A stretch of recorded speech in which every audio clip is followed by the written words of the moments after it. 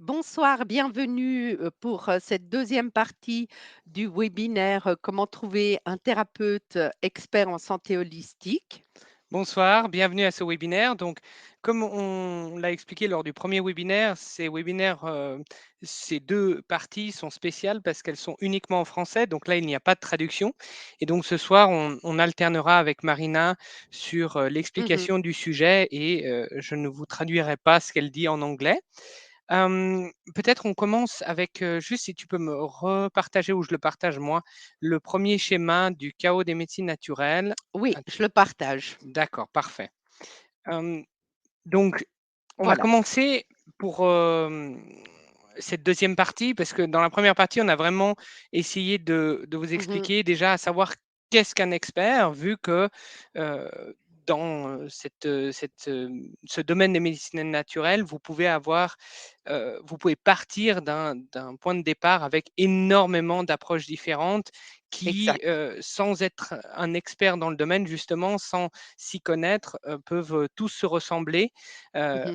à travers soit des techniciens, du développement personnel, des astuces, des liens sur internet, des gens qui font de la publicité, ou qui vendent, certains produits et cetera et donc c'était un peu le chaos et à partir de là, on a essayé de structurer un peu ce désordre, on pourrait dire, en une structure, on va dire en 3 grandes catégories. Donc, Alors, c'est je vais les partager. parfait. 3 grandes catégories de thérapeutes en médecine naturelle, en tout cas, une vision évidemment, assez réductrice, mais pour simplifier les choses et que Oui, vous ayez une base sur laquelle pouvoir, un peu, s'appuyer et comprendre quels sont, les différents acteurs dans ce domaine. À base donc, on avait dit, de 3 catégories, les techniciens, les praticiens et les experts. Et donc, parmi ces 3 catégories-là, évidemment, le technicien n'est pas pareil qu'un praticien, qui est pas pareil qu'un expert et on a vu, on a été un peu dans le détail sur, qu'est-ce qui les différenciait et surtout que parmi eux, évidemment, ces 3 catégories-là sont, pas forcément faciles à, voir de prime abord quand, on va avoir la publicité, quand on va voir, exact. voilà, la description du thérapeute. Ces points-là sont, plus durs à comprendre, enfin plus durs à obtenir l'information. Pourtant, c'est ceux-là qui vont vraiment, différencier un technicien d'un praticien, d'un expert. Et donc, à partir de cette compréhension-là que vraiment il y a ces 3 catégories différentes, Mhm. on vous a expliqué que l'autre problématique qu'on fait face quand on veut trouver un expert en médecine naturelle, c'est qu'on a une énorme différence entre le marketing, c'est-à-dire le message que vous allez recevoir ou que vous allez être confronté quand vous cherchez un thérapeute, que ce soit sur des annuaires, que ce soit sur internet, que ce soit, peu importe en fait le média, cette publicité-là va vous faire, va vous présenter le domaine comme étant majoritairement, des experts. Donc, peut-être juste c'est l'autre. Voilà, mais je passais directement à la Oui, réalité, moi. hein, Direct. très bien. Droit au but, comme Ça comme d'habitude. comme ça accélère le processus, mais qu'en gros, voilà, la majorité du temps, c'est ça que vous serez confrontés, auquel vous serez confrontés. Donc une majorité d'experts, même si, Ou cette spécialiste, hein, ou juste s je oui, t'interromps, exact, le spécialiste de l'intestin, le spécialiste, de l'arthrose et cetera. voilà et vous allez être confrontés donc, à ça et en fait, la problématique là-dessus, c'est que chaque offre va pouvoir se valoir. Donc il y a, beaucoup de gens qui vont se présenter justement, comme disait Marina, comme des spécialistes, comme des experts, dans des domaines où des fois même les noms, ne veulent rien dire pour quelqu'un qui n'est pas dans le domaine et donc c'est très difficile de pouvoir juger et alors que la réalité, donc on va dire les proportions réelles, sont, tout autres vu que vous allez avoir une majorité en réalité de techniciens, le reste de praticiens et une infime minorité d'experts et ce, tout simplement parce que, pour devenir expert, c'est vraiment un certain nombre de critères qui sont très contraignants. Il y a la formation, il y a la multidisciplinarité, il y a euh, la capacité à pouvoir être Heu, une référence dans sa médecine ou exact. pratiquer plusieurs médecines ou techniques, de travailler de manière synergique, tous ces points qu'on a abordés en détail dans le premier webinaire. Et ça, évidemment, ce n'est pas la majorité. La majorité, ça va être des techniciens ou des praticiens. Et donc, voilà, on en était arrivé là à la fin du dernier webinaire. Et Je aujourd'hui, oui, je t'interromps encore. Je ne oui, sais pas si on avait parlé de l'anecdote de l'arthrose la dernière fois. l'anecdote de Hem, l'arthrose. alors Vas-y. c'est en fait, comme, évidemment en tant qu'expert, on doit passer de nombreuses heures chaque semaine à trier l'information et ce qui se passe dans le domaine des médecines naturelles, sur le net. Il y a une société, en fait, c'est très bizarre parce que derrière, c'est une sorte de nébuleuse avec, une filiale, on va pas dire dans un paradis fiscal, mais enfin, dans un endroit pas très clair et qui a des ramifications et qui met en avant des thérapeutes en tant que grands spécialistes et on était, tombés sur une thérapeute qui est devenue thérapeute en quelques mois, qui faisait tout à fait autre chose, qui était plutôt dans la finance avant et qui s'est présentée sur le net, mais c'est genre, une newsletter presque tous les jours, hein, ça devient absolument incroyable et qui s'est présentée comme la spécialiste quasiment mondiale de l'arthrose et en fait, l'explication de sa légitimité en tant que spécialiste, c'est qu'elle a été atteinte elle-même d'arthrose, elle a fait un livre et elle a testé toutes les techniques disponibles en une année.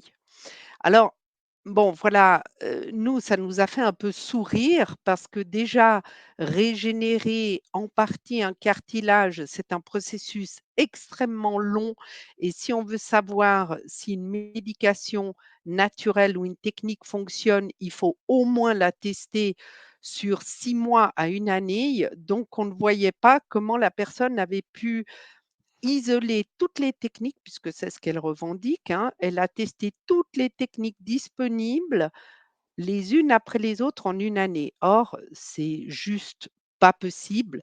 C'est comme si vous disiez que vous avez testé tous les régimes qui existent au monde en une année, on dira: «Ah «Non, mais voilà, ça ne le fait pas». Elle l'aurait dit en 10 ans et elle aurait dit la majorité des techniques Oui, à la rigueur, ça pouvait passer. Donc voilà quelqu'un qui vient de la finance, qui n'a aucune formation en médecine naturelle et qui en quelques mois, bon, je pense qu'elle a un QI qui dépasse largement les 200. Elle a avalé en quelques mois la formation que nous, on peine au bout de 30 ans à implémenter, à améliorer jour après jour et elle a tout testé. Donc voilà, ça c'est vraiment l'exemple type. Il y a le marketing et oui. quelqu'un qui ne s'y connaît pas ne peut pas comprendre que ce qui est mis en avant par le marketing, c'est juste impossible. Mais Voilà, ça, c'est c'est souvent alors c'est très bien l'exemple et de manière générale, on le sait, hein, c'est dans mmh tous les domaines, il y a une différence entre le marketing et la réalité.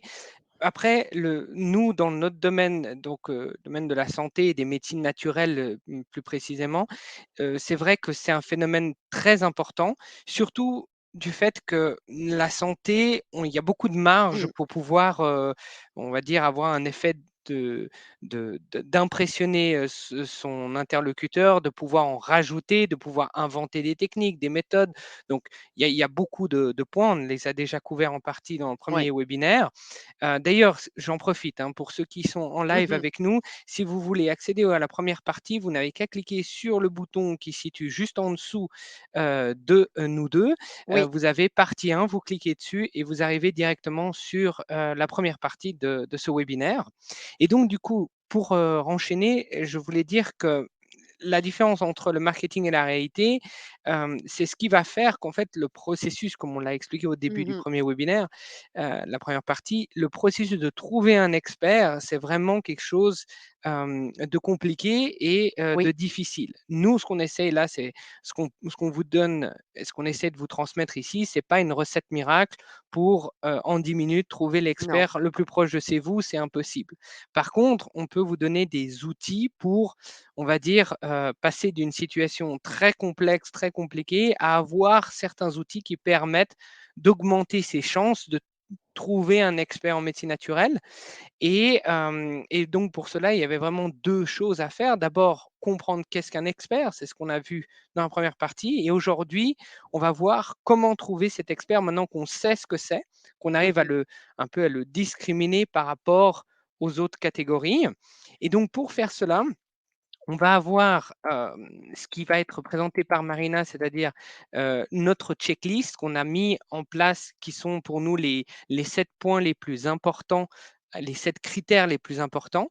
Mais juste avant, je vais vous présenter, juste, deux points qui sont très importants avant même cette checklist, qui sont le référencement et les investigations personnelles.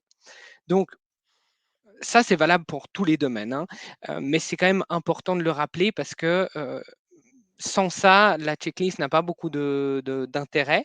Donc le référencement, qu'est-ce qu'on entend par là? C'est tout simplement la capacité, d'avoir des recoupements. Donc, si vous avez quelqu'un, qui vous référence une personne qui est déjà de confiance, évidemment, c'est déjà un bon point. Si, idéalement, vous entendez parler d'une personne depuis de la part de plusieurs personnes différentes, ça augmente encore, cette fiabilité, ce critère. Évidemment, avec le référencement, l'investigation personnelle, c'est-à-dire que même si quelqu'un vous est référencé, faire un minimum d'investigation et maintenant je crois qu'avec les outils, au moins un des avantages de la technologie et des outils modernes, c'est qu'on peut quand même investiguer, assez facilement depuis chez soi.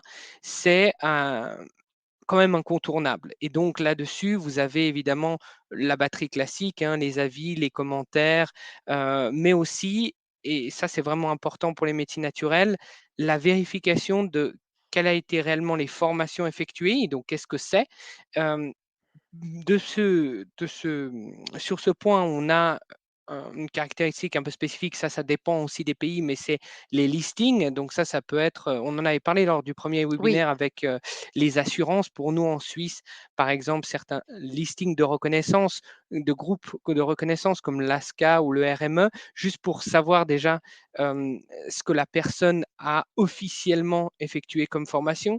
À Mmh. savoir que vous avez, des formations de tout type et justement, on en avait discuté, il y a vraiment des termes, enfin des méthodes qui ont été créées dans les médecines naturelles où on se demande vraiment qu'est-ce que c'est et on se met à la place de quelqu'un qui ne s'y connaît pas en se disant: «Voilà, ça peut être très difficile pour quelqu'un de comprendre et de juger, mais ça reste quand même indispensable de faire ces points préliminaires avant d'en arriver, à la checklist». Est-ce que tu voulais partager quelque chose, enfin, sur ces deux points précisément ou pas, même? Non, parce que, disons, il y a aussi, ce qu'il faut préciser, c'est qu'une chose, c'est de voir un terme parce que la dernière fois, on a parlé de toutes ces techniques, peu probables et peu compréhensibles, mais ça concerne principalement les techniciens. Où on a vu que, par exemple, un massage, on peut plus ou moins faire le même massage, mais l'appeler, changer Heu, enfin, de la décoration, voilà, on va appeler ça comme ça et puis lui donner un autre nom et dans cette, tendance rebranding, c'est-à-dire, nommer les mêmes choses différemment, ça donne l'impression qu'en fait, il y a une quantité de techniques absolument hallucinantes, alors qu'en fait, globalement, on tourne toujours autour des mêmes techniques. Donc ça Oui. concerne principalement les techniciens. Après, pour ce qui est des praticiens, donc dans les 3 catégories, hein, technicien, praticien, expert. Dans les praticiens, on a un problème, qui est certain, c'est que, par exemple, le terme naturopathe ne veut rien dire. Hem, Le alors on l'a expliqué, hein, la naturopathie s'est construite, hors, structure, étatique, on va dire, donc elle est diverse et variée. Mais par exemple, quelqu'un qui fait de la réflexologie et va conseiller quelques huiles essentielles à sentir ou à mettre quelques gouttes sur la peau peut mettre, s'octroyer le terme naturopathe. Oui, Donc ne jamais s'arrêter au terme, mais de voir je crois que ce qui est le plus sérieux, c'est simplement de voir le parcours de formation du oui. thérapeute et on avait dit, nous on l'a mis dans la salle d'attente. On a mis l'essentiel, on n'a pas tout mis parce que voilà, c'était enfin je veux dire, Il y a largement assez, on va il dire. y a largement Étant donné assez. qu'on est des absolus passionnés du métier. Mais oui, Voilà, tu as raison. En fait, ce qui se passe, c'est que on peut avoir un terme, mais si c'est mieux d'avoir un parcours de formation oui, où on peut oui, savoir, par exemple, combien d'années la personne a étudié, qu'est-ce qu'elle a suivi comme école, plutôt que naturopathe ou acupuncteur ou ce genre de choses. Ou oui. maintenant, et ça a toujours été un problème de médecine naturelle, mais on va dire qu'avec l'engouement Mmh. absolument hallucinant qu'il y a eu pendant un temps, l'explosion des différentes Oui, formations qui n'ont rien à voir entre elles et qui pourtant aboutissent tous à, par exemple, un terme d'acupuncture ou de naturopathie ou ce genre de choses, ça rend pas mal la situation confuse vu qu'encore une fois, ce n'est pas normé. Alors, on en avait parlé aussi un petit peu lors du premier webinaire en Suisse. On a cette structure qui, tant bien que mal, se met en place. Pas forcément pour le mieux d'ailleurs, mais voilà, tout ça pour dire que c'est vrai que c'est complexe dans ce mmh. domaine parce que les termes, il y en a beaucoup et toute personne peut effectivement s'attribuer un terme en fonction d'une formation qui peut varier énormément. Oui et on avait expliqué que contrairement à la médecine où un gynécologue, on s'attend Oui, à ce qu'il ait fait médecine plus ses 5 années de spécialisation et il doit avoir un titre et on peut pas, juste sortir comme ça de ses 6 ans de médecine et dire: «Tiens, moi je vais faire gynécologue». On s'attend, à ce qu'il y ait une formation de base commune à tous les gynécos. Après, il peut y avoir des gynécologues totalement incompétents. Mais ça, c'est un autre problème, de la même manière que vous pouvez avoir des chirurgiens totalement incompétents. Mais la formation, elle est standardisée. ouais. Et après, il y a par exemple des gynécologues qui, dans le respect, du corps de la femme, vont faire d'autres formations pour, conseiller une contraception naturelle, suivre, une grossesse avec le moins d'intervention médicale possible et cetera. Mais ça, c'est au bon vouloir du gynéco. Mais au moins, il y a une formation commune. Ce qui n'est pas le cas dans le cadre de la naturopathie, même si on a eu une harmonisation des écoles de naturopathie. N'empêche qu'on se retrouve à la fin de l'école de naturopathie, on se retrouve comme un médecin. C'est-à-dire, on a de la théorie, de plus ou moins bonne qualité et on a zéro pratique quasiment. Donc tout reste à commencer. J'allais Oui. dire tout commence à la fin des études. Tout à fait. Et d'ailleurs, j'en profite parce que je pensais au comparatif un petit peu qu'on vient de faire avec la formation en médecine naturelle et la formation en médecine classique. Sur notre site internet, si vous vous abonnez, on a un de nos livres qui fait Oui. justement la comparaison entre les médecines naturelles et ce qu'on appelle la médecine non naturelle pour avoir un terme un peu plus juste. Et justement, on a Mmh. parlé de l'historique et on a comparé aussi dans les grandes lignes, avec 3 catégories, le diagnostic, le traitement et le suivi. Donc, ça, si jamais si vous êtes intéressé, n'hésitez pas à vous inscrire. Vous pouvez vous inscrire et dès, votre premier mois d'inscription, vous pouvez télécharger les livres et ce livre-là vous explique plus en détail un peu les grandes différences entre, la médecine classique et les médecines naturelles. Et c'est important parce que, souvent dans les discussions que nous avons avec les patients, ils sont, un peu, fâchés avec le médecin: «Oui, mais pourquoi il m'a pas dit ça? Pourquoi il m'a pas expliqué ça? Pourquoi lui il le fait pas?» Eh bien parce que c'est 2 métiers différents. Donc une fois que vous avez compris, vous prenez le meilleur de chaque et c'est un peu le but. Et donc Exact. là, je vais peut-être commencer à présenter la Heu, checklist vas-y, sans problème. parce que, le but, c'est, on va vous expliquer comment nous on fonctionne en fait, puisque on pourrait et on a pu, se retrouver dans la même situation où on doit peut-être chercher un expert en médecine naturelle et comment on ferait et quels sont nos critères?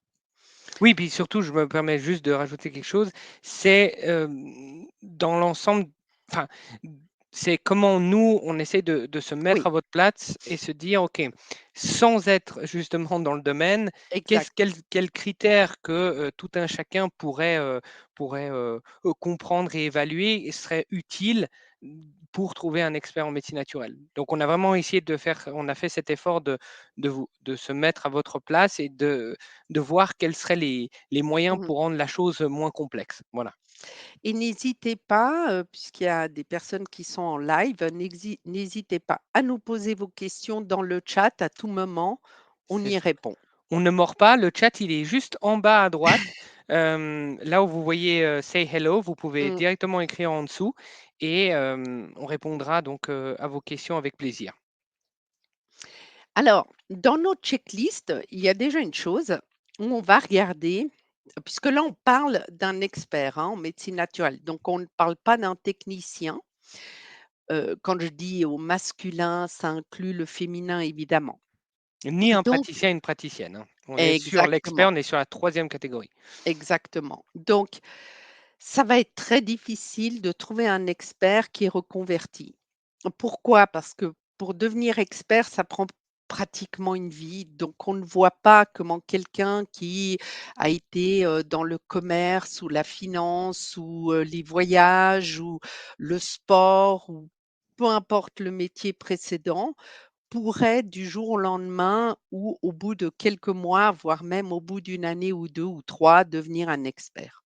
Donc ça, pour nous, c'est déjà un critère qui est vraiment, très important et d'ailleurs, à vrai dire, puisqu'on connaît quand même un certain nombre d'experts dans Oui. plein de domaines, on n'a jamais eu ce cas de figure-là.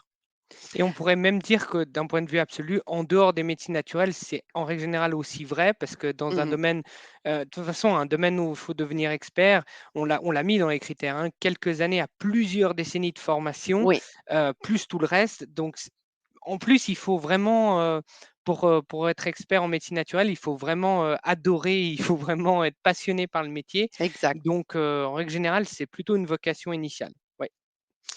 Ensuite, un critère qui est très important, qui fait les soins?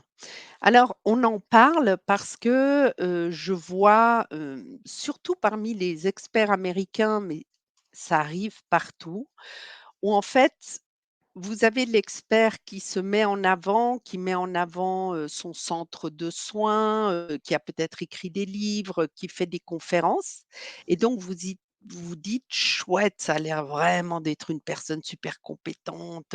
Waouh!» Vous êtes un peu époustouflé, tout ça, dans l'euphorie, vous prenez rendez-vous, vous vous rendez à la clinique et là, patatras, vous allez voir que l'expert, vous allez même pas le voir, que vous allez être pris en main soit par un assistant, soit par un stagiaire et je vois vraiment beaucoup de déception à ce niveau-là.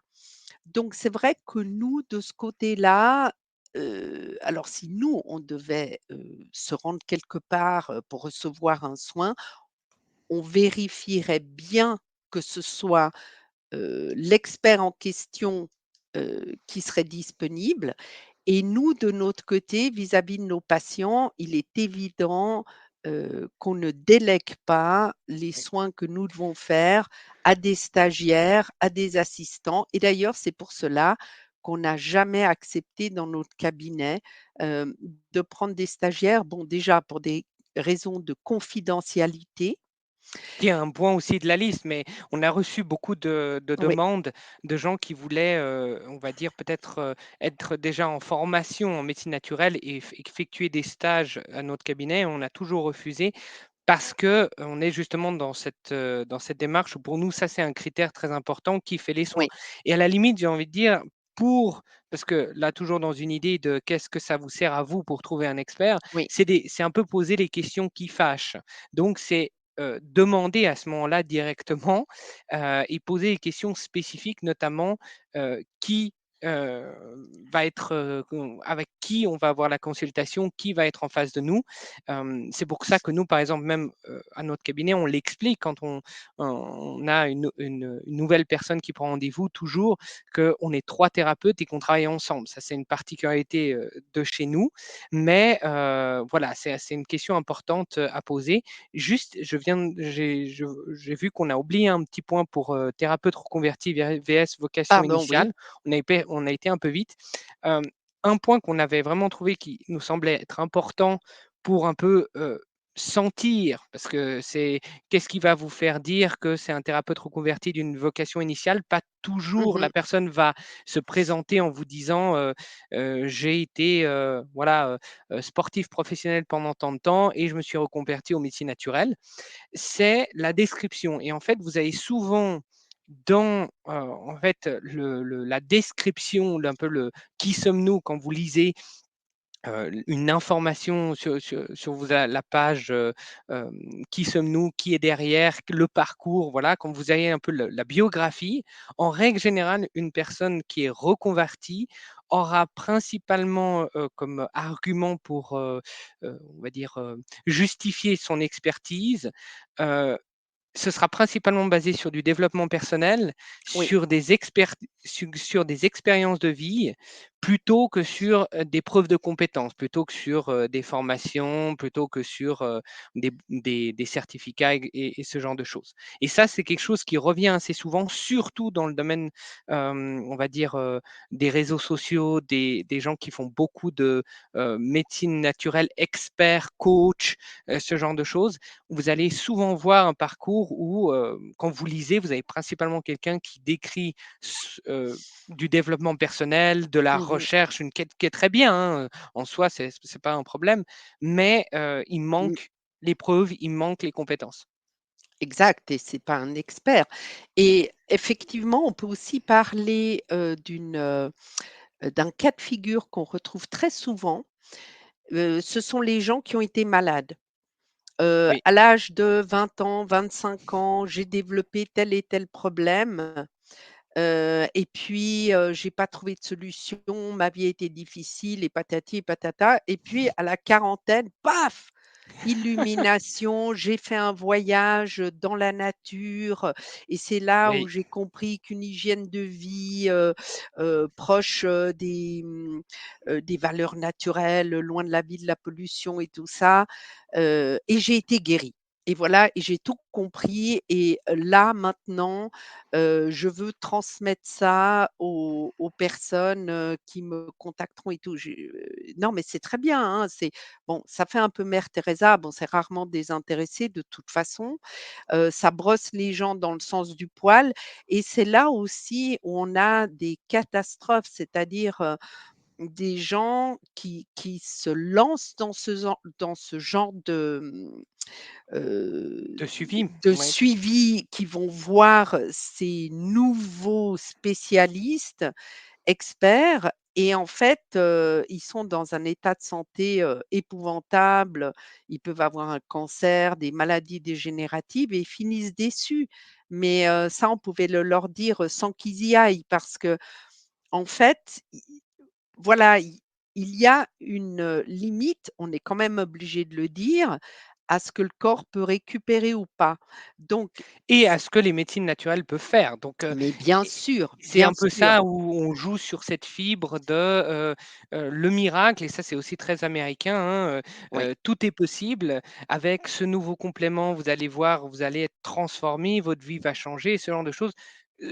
Ce c'est ce genre de choses justement qu'on ne dit jamais, par exemple, nous, à nos patients parce que c'est pas même si au final, on peut avoir un impact impressionnant et on peut des fois avoir des résultats où même nous, on est surpris, des résultats qu'on peut Mmh. obtenir avec, le corps et les changements et les soins en médecine naturelle. Mais c'est toujours mieux d'avoir une comment dire? Un discours basé sur la compréhension et la réalité, plus que sur, l'espoir, uniquement et surtout une vision un peu déformée de ce qu'on peut en attendre.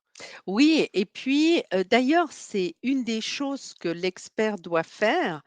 Il doit mettre de côté ses propres expériences parce qu'elles peuvent amener évidemment une compréhension qui va implémenter toute la connaissance que l'on a et surtout qui va nous faire prendre conscience de la limite de la connaissance que l'on a puisqu'on ne sait jamais tout et loin Oui, de là et heureusement. Mais ce n'est pas une expérience de vie. Vous pouvez pas dire par exemple: «Ah, j'ai accouché à la maison, c'était génial et cetera, je suis spécialiste accouchement». exact. Non. Donc souvent, des gens deviennent experts sur leur propre expérience d'un événement de vie, d'une maladie, d'une expérience. «Ah, j'ai divorcé», ben non, vous ne serez pas spécialiste conjugal parce que non, c'est beaucoup plus complexe que cela et il ne faut pas oublier que les études de médecine naturelle passent obligatoirement par une connaissance de l'anatomie, physiopathologie qu'évidemment qu'une personne qui a eu une expérience de vie, une maladie, qui s'en est remis, tant mieux, hein, et qui a fait quelques recherches sur Google, ne peut pas s'improviser expert, et ça, c'est vraiment clair. Donc d'emblée, se méfier de toutes les personnes qui deviennent des experts suite à un parcours de vie particulièrement douloureux qui les a amenés à vouloir s'occuper des autres, mais qui derrière n'ont pas le bagage, d'études qui Oui. est nécessaire. Et puis surtout, c'est la problématique, c'est que c'est pas parce qu'on a eu une expérience de vie sur une pathologie où c'est souvent, comme tu disais, Oui, des gens qui disent: «Bon voilà, j'ai souffert pendant, 20 ans de mal de dos, donc du coup, j'ai tout essayé et maintenant je suis expert pour traiter le mal de dos». ben Et non en en fait. fait exact, et le problème, c'est qu'à ce moment-là, ces personnes-là, elles vont, même si pour certaines personnes, elles peuvent être, par exemple, très bien intentionnées, hein, Oui, tout mais à elles fait. vont, sans le vouloir, hem, avoir un effet néfaste sur, Mmh. potentiellement une personne qui, va, consulter ce soi-disant expert en se disant: «Ah bah, ça y est, j'ai trouvé ma solution pour, mon problème de dos», parce qu'elle va peut-être être confrontée à une cause de mal de dos qu'elle ne va absolument pas comprendre, cette personne. Parce que, comme tu Exactement. disais, il n'y a pas d'études en anatomie physiopathologie, il n'y a pas de compréhension du diagnostic, et tout ça, c'est de la formation derrière qui prend du temps, qui est un temps incompressible. On ne peut pas devenir, expert du jour au Oui lendemain. et puis alors une autre chose pour, clore ce point, mais qui peut peut-être être, en Oui, fait relié au point 3. Quel type de prise en charge?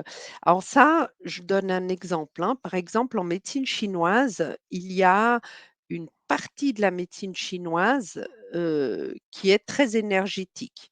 Hein, si je pense, au qigong, à la compréhension de la théorie fondamentale plus sur un aspect énergétique et évidemment, ça peut être très intéressant et certains vont se spécialiser dans cette approche-là et mettre de côté le côté plus laborieux de la médecine chinoise, c'est-à-dire, apprendre tous les points, les localisations, en pharmacopée, toutes les les plantes, les oh, unitaires, les formules, c'est un les boulot de combinaisons, dingue. les contradictions, les associations, bien sûr, oui. Et alors, à ce moment-là, ben, on peut adapter la médecine chinoise à de l'énergétique, c'est-à-dire faire de l'acupressure au lieu de faire de l'acupuncture, faire du qigong, faire travailler les gens plus dans le développement personnel. Alors, c'est bien, enfin, je veux dire, s'il y en a que ça intéresse, mais il faut toujours être bien clair sur quel est le type de prise en charge. Oui, De et quelles sont les attentes l'énergétique qu'on peut en avoir? Parce que du voilà. coup, les attentes, elles vont changer et les gens vont avoir les mêmes attentes alors que la prise en charge, ne peut pas répondre à ces attentes-là. Elle peut en répondre à d'autres, comme le développement Exact, personnel, comme exact. une meilleure compréhension une meilleure sensation, Mmh. un meilleur ressenti de ses émotions, par exemple, est-ce qu'ils sont, voilà, c'est des bonnes choses, mais c'est clair que ce n'est pas la même chose qu'une réelle prise en charge en médecine naturelle pour, rechercher un résultat thérapeutique. Alors, dans la prise en charge, puisqu'on a déjà parlé, hein, de qui fait les soins, Oui, je regardais juste, mais je crois qu'on avait abordé, je regardais juste nos notes par rapport à qui fait les soins, s'il y avait d'autres choses qu'on voulait dire, mais non, je crois qu'on est bon. On on peut est passer bon. au suivant. Dans la prise en charge, alors ça, c'est un truc qui nous rend fous, enfin, surtout moi, hein. Moi qui adore, les examens, de laboratoire, les choses comme ça, tout en sachant, en étant parfaitement consciente de leurs limites et peut-être que je suis devenue trop consciente de leurs limites, mais il y a nombre d'experts qui font plein d'examens, d'ailleurs qui coûtent une fortune, quoi. On voit des De gens soi-disant mais experts, du coup, parce on va toujours parler voilà, de ce que nous, on considère comme un réel expert, c'est quelqu'un qui est capable de ça. Non, mais je te reprends juste pour que ce soit bien clair. absolument limpide. Donc ces soi-disant experts envoient les gens faire plein de types d'examens. Ils ne les interprètent pas. Alors moi ça me sidère parce que je me dis: «C'est comme, en fait, si vous allez au restaurant, vous commandez un plat et au moment où vous allez le manger, hop, on vous l'enlève et on vous dit: "Voilà, ça fera 100 francs" et vous dites: Ouais, mais mon plat?» et bien, c'est ouais, mais ça a été commandé. Donc les gens se lancent dans des examens.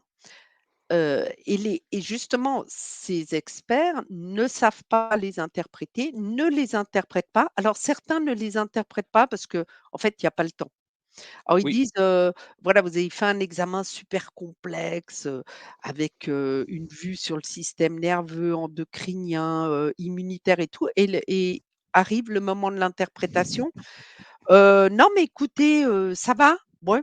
Heu, bon bah écoutez, alors on baisse un peu sur les graisses, hein, on en mange un peu moins et puis ça ira. Non mais d'accord, mais l'examen et en fait, c'est absolument obligatoire que si on fait un examen, il doit y avoir déjà un but.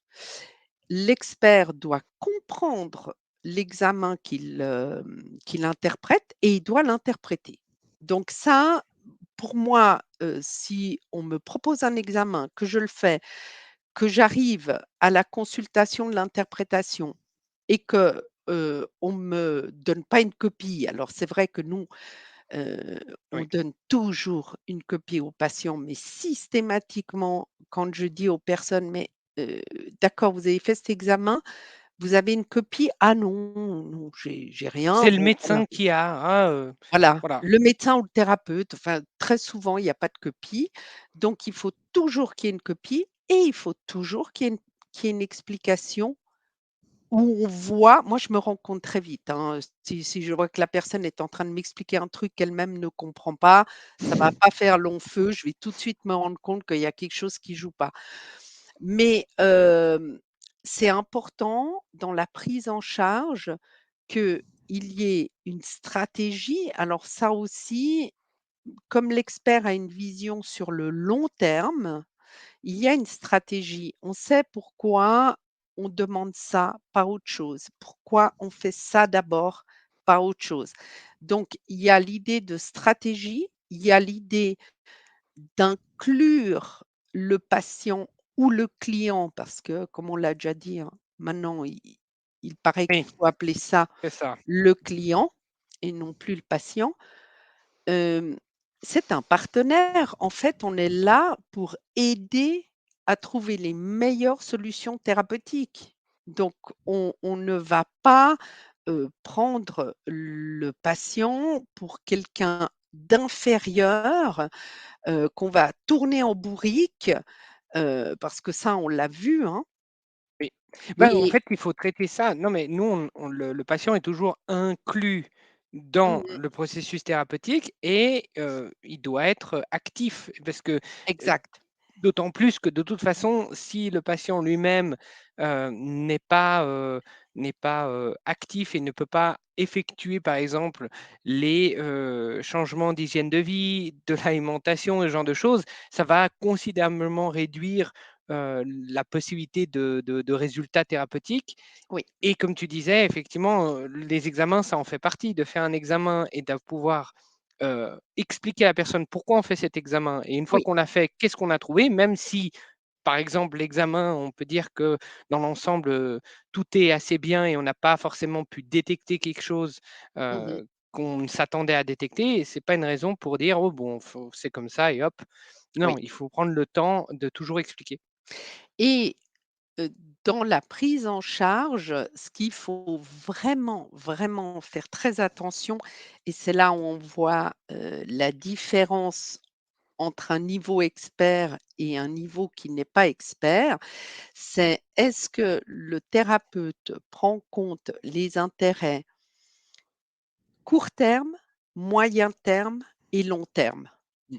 S'il ne prend pas en compte les intérêts moyen terme et long terme, ben, en fait, je me dis: «Oui, toutes ces années d'études» et puis finalement, la personne, elle est le thérapeute est en train d'envoyer la personne dans un cul-de-sac ou est en train de reporter les problèmes à plus tard. Donc voilà, c'est vraiment l'idée de stratégie. Est-ce que le thérapeute, est capable de faire un plan de soins personnalisé? Parce que ça aussi, combien de fois on voit en fait, c'est quelque chose qui s'est mis en place, peut-être, dès les années 2000 progressivement, où on a commencé à voir se développer énormément de laboratoires et les labos, beh, ils font les visites chez les thérapeutes et puis ils donnent, on va Des dire, recettes, voilà. Alors, voilà. les compendiums sont extrêmement utiles et nécessaires parce que les compendiums nous permettent de c'est comme un Pour c'est la ouais, même expliquer un chose petit peu qu'est-ce qu'un compendium pour quelqu'un exactement. qui C'est la même chose qu'en médecine. En fait, il nous faut une liste de tous les remèdes disponibles. Évidemment qu'on ne peut pas savoir par cœur, les 100, 200 ou 300 remèdes disponibles pour chaque laboratoire. Donc les compendiums sont extrêmement utiles et puis surtout lorsqu'il y a des remèdes composés, c'est très utile d'avoir la composition détaillée et d'avoir les indications détaillées. Comme ça, quand on doit faire cette prescription personnalisée, on peut s'appuyer sur différents compendiums. Donc ça, c'est vraiment le top. Mais est arrivée une mauvaise habitude, c'est de faire des petites fiches qui sont donnés au thérapeute et on lui dit: «Bon, bah, voilà, si le patient se plaint d'insomnie, vous donnez ça, ça, ça, 2-3 remèdes. Si le patient a du stress, vous donnez ça, s'il se sent un peu déprimé, paf, s'il a, des problèmes de circulation veineuse, vous donnez, ces 2 remèdes et cetera.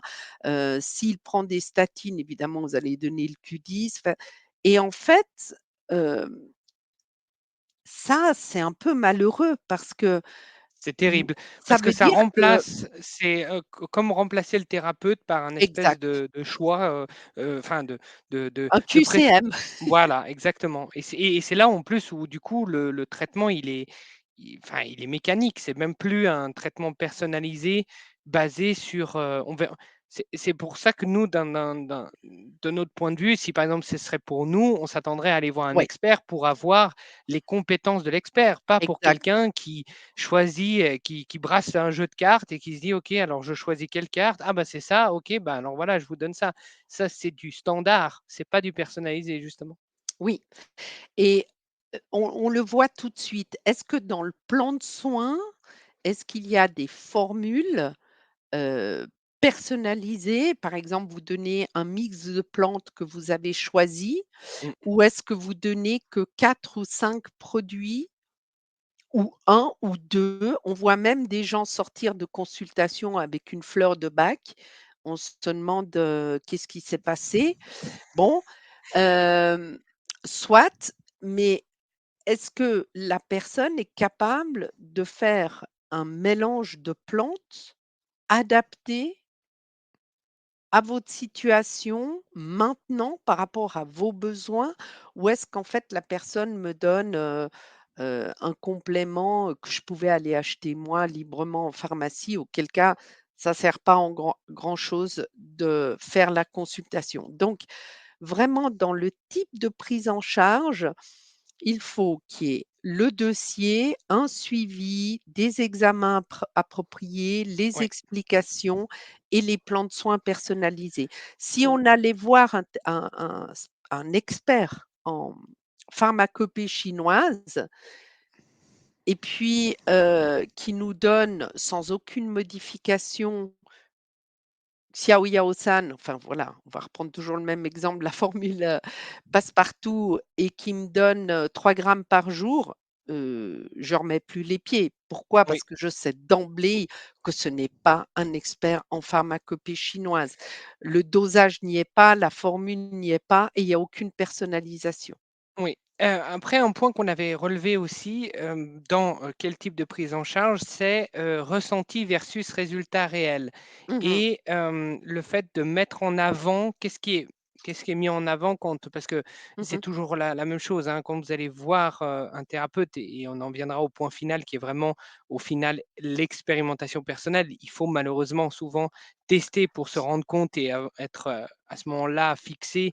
Est-ce qu'on a quelqu'un de bien en face de nous? Est-ce que c'est vraiment ce qu'on recherchait? Est-ce qu'on a un expert en face de nous? Mais dans cette idée-là, nous, on met toujours en avant ce qui pour nous est ce qu'un expert devrait faire, les résultats réels possibles qui sont atteignables. Qu'est-ce qui est atteignable et pas, mettre en avant principalement un ressenti. Oui, alors c'est là où, effectivement, nous, on voit des gens, qui ont été voir un tel, ils disent: «Ah mais vraiment, c'était vraiment super» et je leur dis: «OK» et donc le traitement, ils ont oublié. Il n'y a pas eu de traitement et moi, je trouve ça formidable parce que moi, je suis pas capable de faire ça. Je suis pas capable d'embrouiller quelqu'un au point de lui apporter un wellness ambiance. Heu et Bah, après il y a pas de traitement. le thérapeute a bien écouté, il a été compréhensif, le courant Ouais, a bien passé et voilà, mais mais il y a pas de traitement il manque le principal, c'est aller au restaurant, tout est joli, belle musique d'ambiance, belle tapisserie, et on a oublié de beau manger sol et hop, il y a pas le repas. Ouais, et en fait, arriver à mettre la personne dans un tel état d'esprit qu'elle en a oublié qu'elle était venue pour le repas, en fait oui, c'est et ça. c'est vrai qu'un expert donnera toujours un traitement. Oui. Toujours.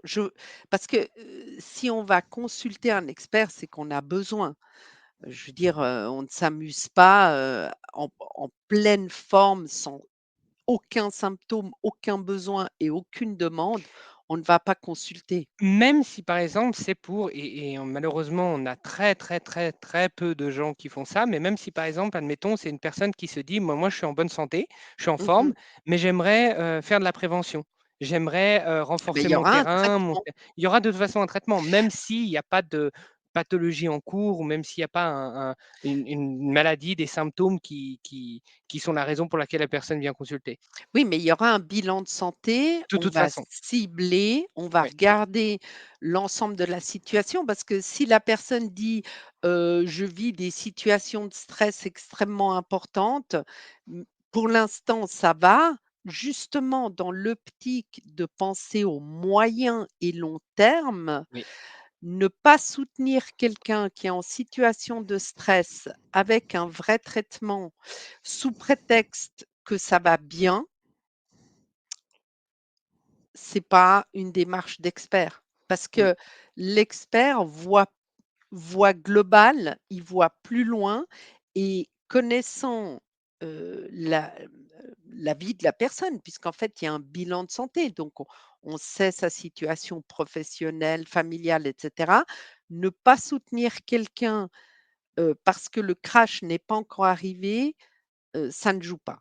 Oui, Donc de nouveau, c'est quel est le type de prise en charge, hein? C'est vraiment avoir cette vision globale.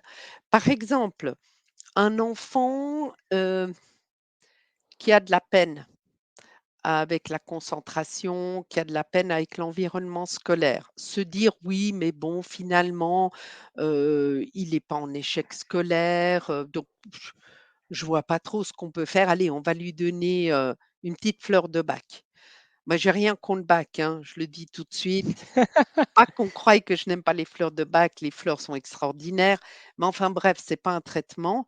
Et que cet enfant a réellement des problèmes de concentration, il a des problèmes, hem, vraiment d'exprimer son potentiel parce que le potentiel est là. Ne pas lui proposer, par exemple, Tomatis qui peut lui faire un bien absolument fou, ou alors ne pas l'envoyer faire une autre thérapie qui serait adaptée, eh bien, c'est ne pas tenir compte de ses intérêts à moyen et long terme exact.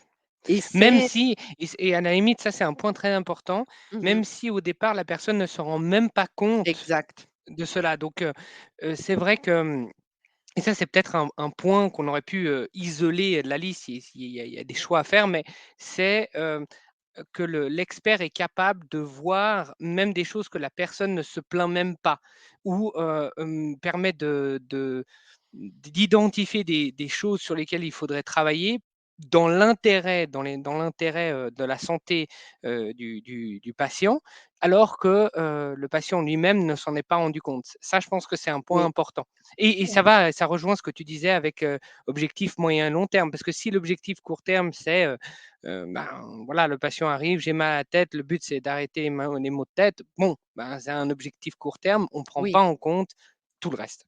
exactement, Ouais. et ça, on a appris, hein, au long des années Mmh. et c'est vrai que cet aspect-là, enfin moi, ça me plaît beaucoup. Moi, j'aimerais bien, si je vais voir un thérapeute, qui me mette en garde sur certaines choses qui pourraient me porter préjudice sur le moyen et long terme. Hem, mais on voit aussi que les personnes parce que ça va dans les 2 sens, hein.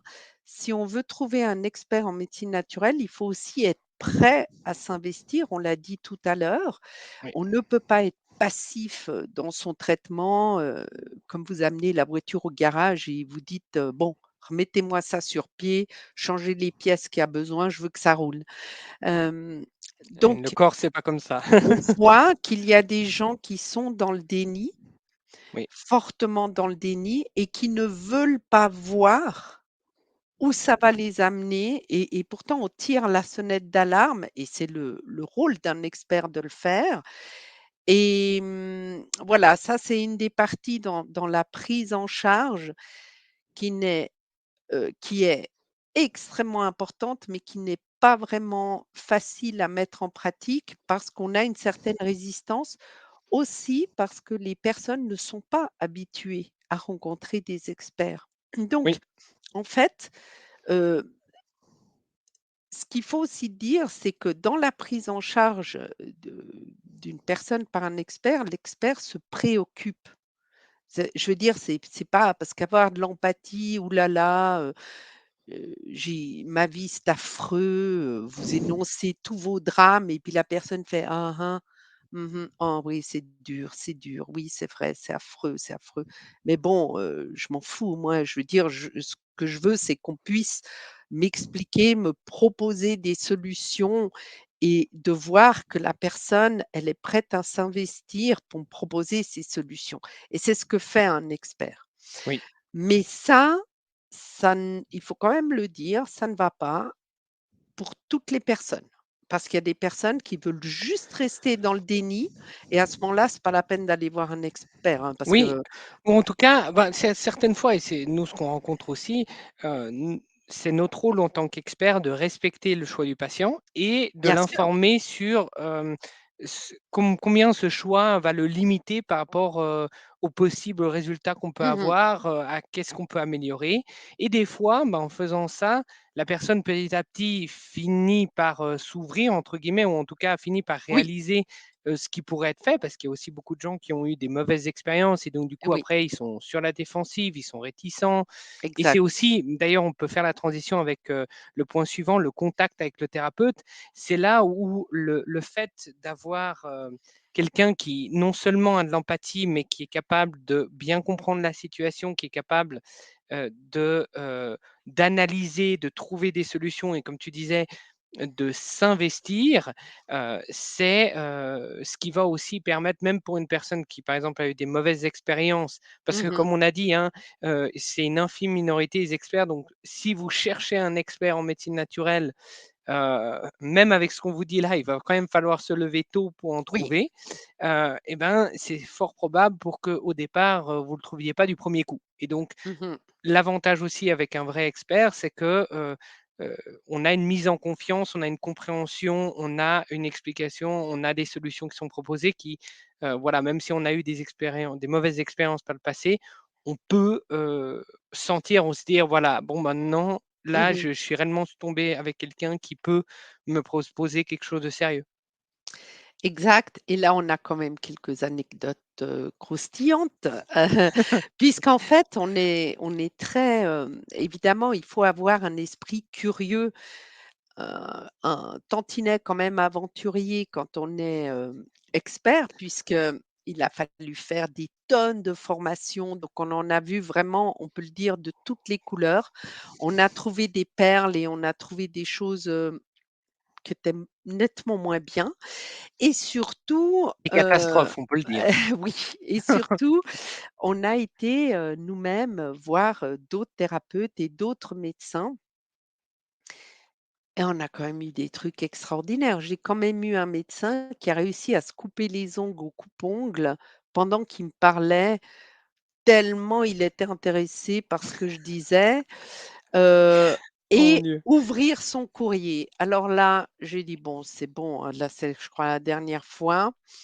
On a Bon, on a aussi aussi. dans le même cadre, dans le même cadre dans le même genre, on a le médecin qui parle, de dos. Ça Ah, c'est beh celle-là, elle est ah exceptionnelle. C'est c'est pas mal ça. exceptionnel, où, parce qu'évidemment, on investigue aussi, hein, parce que si on veut proposer des experts dans leur domaine aux personnes, et c'est vrai qu'on peut, comme on l'a dit, il faudra toujours tester par soi-même, mais quand on conseille, moi j'essaie de conseiller des gens en qui j'ai confiance quant à leurs compétences et leur contact justement avec, le patient. Mais, là on a été, je crois que si on le raconte, personne nous le croit, un médecin qui vous reçoit et son bureau est contre le mur et le patient est assis quelque part derrière, et en fait, quand il parle, bah, en fait, il écrit, il parle au mur et le patient lui répond, il est assis quelque part derrière. Donc on a tout eu comme cas de figure, et aussi une des choses qui pour moi est un des critères, c'est, les soi-disant experts, mais ce ne sont pas justement des experts qui vont répondre au téléphone pendant la consultation. Alors ça, Oui, c'est rédhibitoire. Alors, qu'il y ait, par exemple, un collaborateur qui rentre et qui demande quelque chose, une feuille, un dossier, ou qui donne une info, ça c'est pas gênant parce que des fois, c'est important de pouvoir le faire rapidement, même pendant la consultation, ça peut arriver, ça doit pas être régulier. Par contre, répondre au téléphone, parler jusqu'à 15-20 minutes, et franchement, étaler, et là, on en vient à la confidentialité qu'on peut traiter d'emblée, oui, étaler la vie, la maladie, les symptômes et tous les problèmes d'une autre personne devant la personne qui est assise pendant la consultation, alors là, c'est rédhibitoire. Et ça, c'est C'est terrible. c'est là, Mais c'est mais d'ailleurs, ça rejoint le point parce qu'avec contact avec le thérapeute, on avait l'idée mmh de est-ce que, on passe par une centrale d'appel ou est-ce oui, on contacte directement le thérapeute? Bah, souvent pour des questions de rentabilité, d'économiser les coûts, bah, le thérapeute, il gère son administratif, ses prises de rendez-vous, ses suivis de traitement en même temps, pendant les consultations et donc du coup, forcément arrive ce qui doit arriver parce que, il répond au téléphone et c'est vrai que autant pour la personne au téléphone qui ne sait même pas que, ben, oui. comment dire? Ses données médicales, hein, son parcours, voilà, ses Mmh. informations personnelles et confidentielles sont partagées avec, un autre patient et pour le patient dans sa consultation qui a l'impression de rater sa consultation.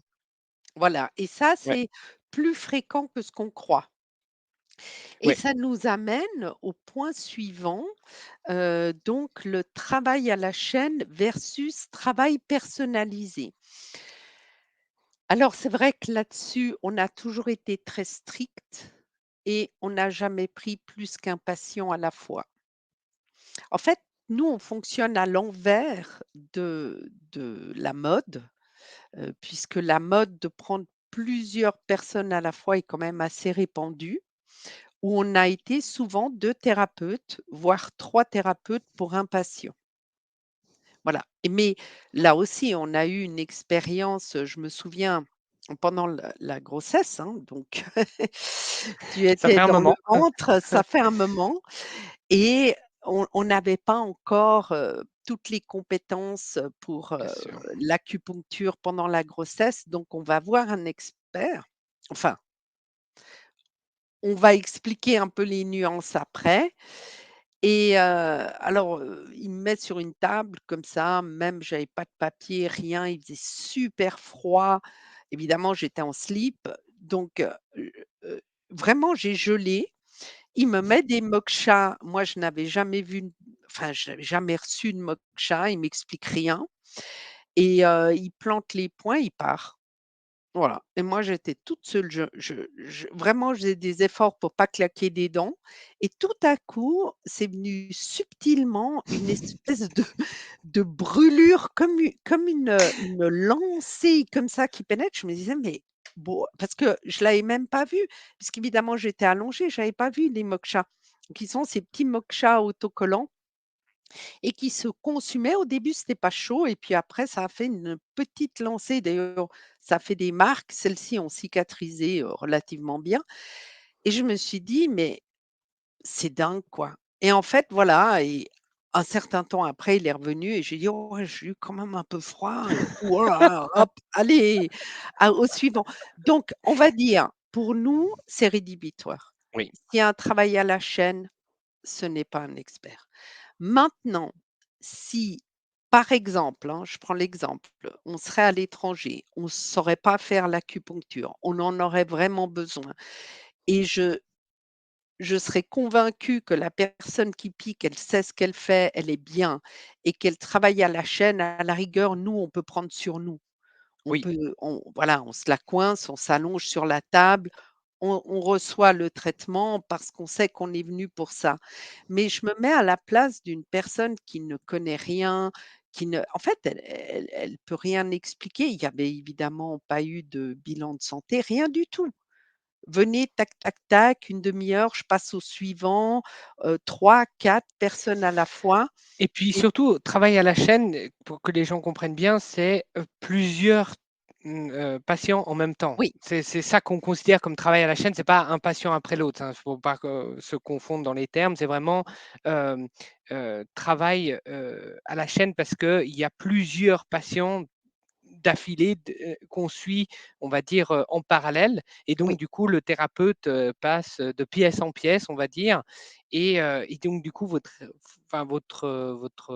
traitement n'est pas, individuel, on va dire, voilà. On pourrait dire ça comme Ah ça. oui, il est à la chaîne et alors le pire dans ces systèmes à la chaîne, c'est quand vous êtes dans des cabines évidemment pas isolées et vous avez le thérapeute, «Ah madame Dupont, mais alors ce genou, qu'est-ce qu'on va faire avec ce genou? Il fait toujours mal» et après, vous entendez l'autre à côté qui tousse, puis vous, vous êtes là avec votre problème, le troisième qui a un lumbago qui pousse des cris, vous dites: «Ouh là là, non mais c'est pas possible» et ça, c'est vrai que malheureusement, c'est très répandu le travail à la chaîne et c'est pas ce qu'on attend d'une prise en charge individualisée, par un expert. Donc ça, on va dire, c'est rédhibitoire.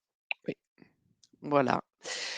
Qu'est-ce que je voulais dire Je d'autre regardais par justement, c'est sur rapport le à travail à la ce chaîne travail à la versus travail personnalisé. Est-ce qu'on avait d'autres points qu'on voulait dire, dont on voulait parler? ah oui, je voulais raconter une anecdote pour le travail à la chaîne, mais Et celle-là, elle est j'aurais un point aussi après. Vas-y, vas-y, raconte celle-là, l'anecdote. elle est exceptionnelle. C'était un dentiste et alors, ça m'est pas arrivé directement, mais bon, j'ai eu d'autres épisodes, mais c'est il y a 40 ans, hein, donc il y a prescription.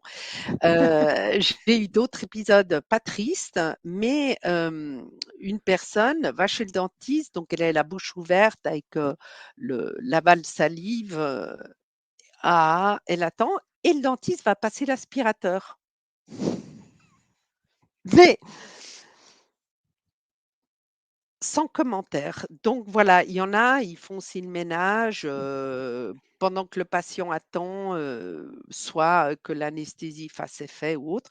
Mais ça peut aussi arriver au niveau, de tout thérapeute, hein. Je veux dire, c'est pas, une profession particulière. Oui, Donc vraiment, alors par exemple, moi, comme on n'a pas les mêmes bases de données sur les PC et tout, heu, nous on a dans l'organisation de notre cabinet, des fois on est obligé de sortir pour aller voir d'autres compendiums, d'autres bases de données. Voilà, donc là, on prépare pendant que la personne, fait sa séance de traitement, elle est parfaitement installée. On prépare le plan de soins, on va prendre d'autres informations parce qu'on a différentes pièces. Mais on reste toujours sur une personne, on ne part pas, on ne fait pas autre chose. On a vu aussi des cas, avec un oui, un expert, mais alors à ce moment-là, on va arriver au point d'après, mais tu avais ton anecdote à raconter, c'est l'éthique, plut c'est qui plutôt un point à développer, mais vas-y, vas-y, voilà, continue. qui donnait un cours et qui a oublié un patient, Oui, heu, mon Dieu, jusqu'au je m'en moment où la rappelle celui-ci. personne, faisait: «Ouh, ouh, ouh» et on disait: «Ouh là, il y a quelqu'un qui a été oublié dans une pièce quelque part». Parce que vous pouvez pas mettre des aiguilles, aller vite donner le cours, revenir. Voilà, enfin ça, c'est toutes des choses qui font que, vous savez un petit peu comment va être la prise en charge. Est-ce que c'est ça que vous voulez? Oui. Voilà, après, tout est possible, hein. Nous, on se place un petit peu sur des critères, qui sont les nôtres. Oui, c'est bah, Voilà, en fait, c'est comme on considérerait un expert en médecine naturelle. On n'a pas dit voilà, que ça, c'était un critère, reconnu. Comme absolu. de toute façon, c'est un peu le gros défaut des médecines naturelles, c'est une jungle dans laquelle vous pouvez trouver de tout et de n'importe quoi. Mmh. Là, ce qu'on vous donne, c'est de notre, point de vue en étant, nous 3 thérapeutes, au cabinet, en travaillant ensemble pour les mêmes patients, ce que Exact, nous, on considère comme des critères, pour trouver un expert en médecine naturelle, exact. qui sont des critères de qualité tout simplement et par rapport, donc, à ce qu'on disait par rapport au travail à la chaîne, travail personnalisé, on avait noté un point qui me semblait très important, Mmh. c'est l'utilisation d'un appareil qui remplace le thérapeute et Oui, ça a été dans la même logique que, les représentants de laboratoires qui ont commencé, voilà, à proposer des aides à la prescription qui finissent par être des formules utilisées comme ça. Hem, il y a eu aussi une explosion dans le domaine des médecines naturelles d'appareils qui, sont des, heu, des machines qui, sont proposés aux thérapeutes. Voilà, vous allez acheter cette machine toujours chère, hein, d'ailleurs, voilà, Oui, 25 000, voilà, bricole. une bricole, mais on vous vante le mérite, avec cette machine. Vous posez le patient devant, vous appuyez Mmh. sur, start, hop, ça fait Oui. tout seul. Le diagnostic, l'anamnèse, voilà, 3 questions, hop, vous rentrez ça, ça vous fait tout. Le diagnostic Mmh. et l'établissement du traitement et après, hop, vous revenez à la fin du check quand c'est terminé et vous pouvez, directement lire les résultats et dire au patient: «Bah, voilà, il faut prendre ça, ça, ça» et hop, c'est fait. Ça a tout testé, de votre ADN, toutes les glandes endocrines. En 2 Exact. minutes, votre organisme est scanné. Sauf que c'est un scan purement énergétique. Le problème, là aussi, hein, on en vient, si je partage, un peu les critères que nous avions mis pour l'expert.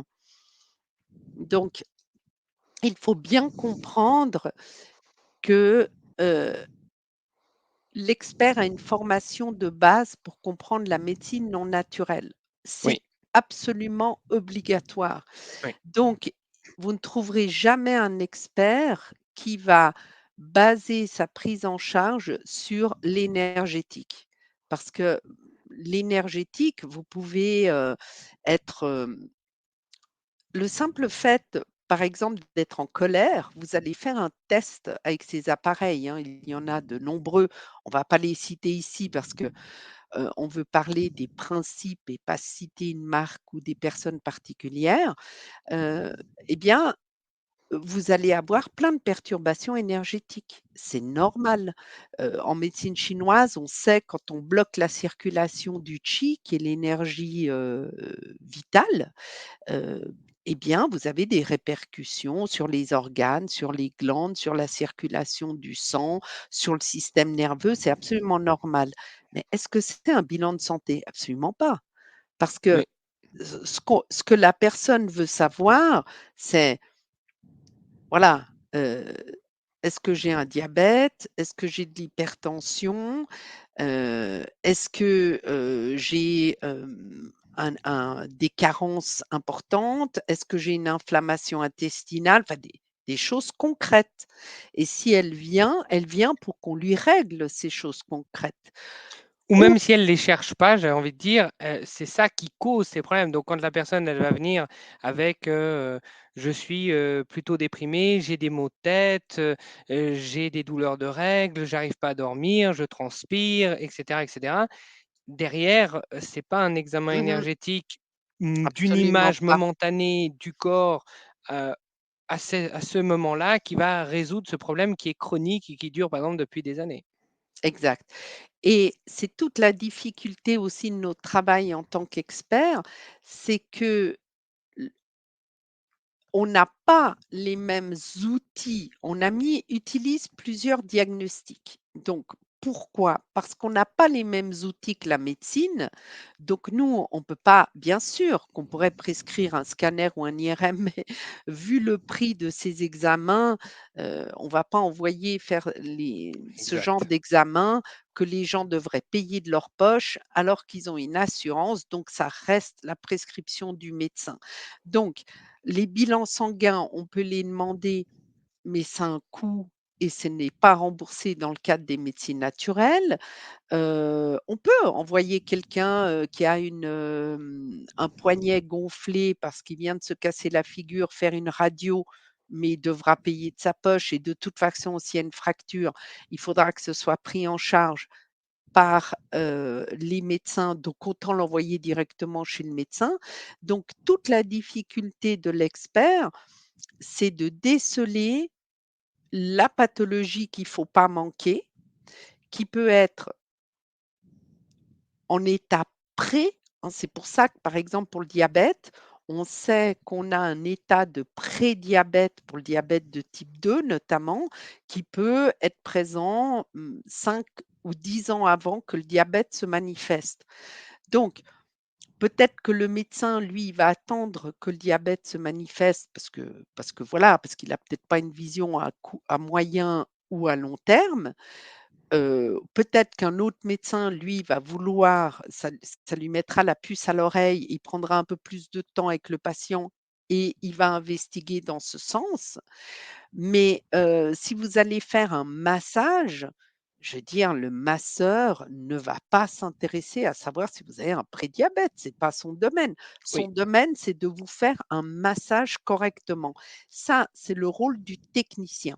Maintenant, un praticien, lui, il va peut-être pas voir parce que c'est pas dans ses cordes et ce n'est pas, ses attributions non plus puisque lui, il va pratiquer sa médecine naturelle. Donc il va se baser sur la symptomatologie, de la personne, il va prendre plus ou moins de temps, point. Mais l'expert, il faut qu'il réfléchisse au cas de la personne plus loin pour se dire: «Là, on peut être sur une piste d'un prédiabète ou d'un pré-cancer» et là, c'est important d'être très terre à terre, de se dire: «OK, c'est bien et évidemment, il faut traiter le stress, mais il faut s'occuper aussi de l'alimentation, il faut s'occuper du sommeil, il faut s'occuper, de demander des examens complémentaires pour investiguer et ne pas passer à côté de quelque chose qui pourrait être détecté et c'est toujours cette vision à moyen et long terme, mmh et qui n'a rien à voir, soit dit au passage, avec la détection précoce du cancer qui là est simplement la maladie est déjà présente, mais si je peux la diagnostiquer le plus tôt possible, c'est mieux. Nous, ce qu'on veut dans les médecines naturelles et c'est pour ça que vraiment, c'est très, très important de vous rendre compte, est-ce que la personne prend en compte mes intérêts sur le moyen et sur le long terme? Et sur le moyen et le long terme, si on peut éviter un Alzheimer, si on peut éviter un cancer, si on peut éviter, une sclérose en plaques, une maladie dégénérative, une insuffisance rénale, enfin, cancer du côlon, enfin n'importe quoi, de ces maladies qui vont se construire sur des années, des années, des années, eh bien, c'est ça, ce qui fait la valeur de l'expert et d'ailleurs, on c'est pour ça qu'on ne devient pas expert du jour au lendemain. oui, C'est parce que forcément, il va y avoir des ratés, hein. Des gens qui ont tout réussi dès le premier jour, 100, ça n'existe pas. oui. Donc Puis c'est par il l'expérience, donc l'expérience, ça va permettre de construire petit à petit une expérience de terrain qui n'est oui. pas la même que l'expérience quand on sort, d'études et on a la théorie toute bien, toute carrée. Puis après, il y a la réalité et là, ça fait, une différence. Tout à fait. Je remets encore, ce schéma parce qu'il y a une chose qui est très, très, très importante. L'expert, alors ici on a mis publie, livre, article, recherche, mais surtout, surtout à une formation continue qui est très importante. Donc ça, c'est aussi pour nous un critère discriminant. Si par exemple donc, dans notre checklist, par exemple, je encore une anecdote, je prends le cas, d'un médecin homéopathe, mais bon, ça aurait pu être un homéopathe, thérapeute, hein. Hem, avec ce qui s'est passé ces 3 dernières années, puisque nous arrivons à la troisième année, hem, le retour d'une patiente, donc qui a fait malheureusement, ce qui est maintenant connu de tous, ces injections toxiques. En fait, le conseil, en tenant compte de l'intérêt de la patiente sur le moyen et long terme de, on va dire, ce thérapeute qui a été rayé, de ma liste très rapidement, a été: «Oui, mais vous comprenez, les vaccins, c'est comme les impôts. On n'aime pas, mais il faut le faire».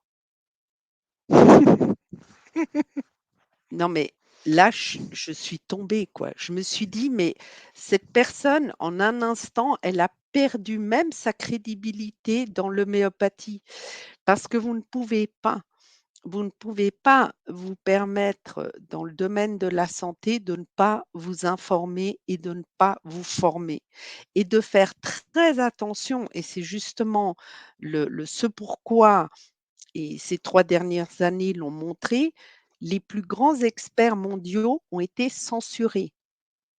Et pourquoi ils ont été censurés?